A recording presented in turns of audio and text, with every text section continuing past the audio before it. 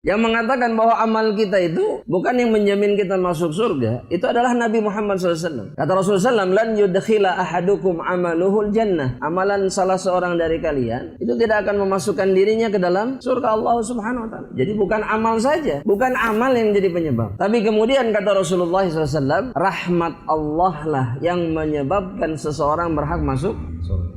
Para sahabat ketika mendengar sabda ini, maka mereka mengatakan, kalau begitu ngapain beramal? Ini reaksi yang logis, karena Nabi mengatakan seperti itu. Tapi lihat apa yang dikatakan oleh Nabi kepada para sahabatnya. Kata Nabi, i'malu, tetap beramal, kata Nabi. Dan di antara hikmahnya, kata para ulama, karena amalan seseorang lah yang kemudian mendatangkan rahmat Allah. Dan di antara amalan yang paling minimal yang mendatangkan rahmat Allah adalah kalimat la ilaha illallah. Gak ada lagi. Itu yang paling akhir. Kalau masih ada itu, seseorang masih berhak mendapatkan rahmat Allah Subhanahu. Allah itu menciptakan 100 rahmat. Allah hanya menurunkan satu di dunia. Kata Nabi, dengan satu rahmat ini, seluruh makhluk yang ada di alam semesta ini saling mengasihi satu sama lain. Binatang itu tidak menginjak anaknya karena gara-gara satu rahmat ini, kata Nabi. Makanya kalau antum menyaksikan ada orang-orang yang bisa memukuli anaknya sampai mati, mukuli orang tuanya sampai mati, mereka itu orang-orang yang dicabut rahmatnya oleh Allah Subhanahu wa taala. Karena kalau ada rahmat Allah di dalam hati mereka, mereka tidak akan pernah melakukan itu. Di jalan bisa mukulin orang seenaknya, itu manusia-manusia yang dicabut rahmatnya oleh Allah. Karena semestinya dengan rahmat Allah mereka tidak akan pernah menyakiti saudara. Itu harus takut, itu orang-orang yang kayak gitu harusnya takut. Allah mencabut dan mengharamkan rahmatnya dari diri mereka. Nah, disimpan 99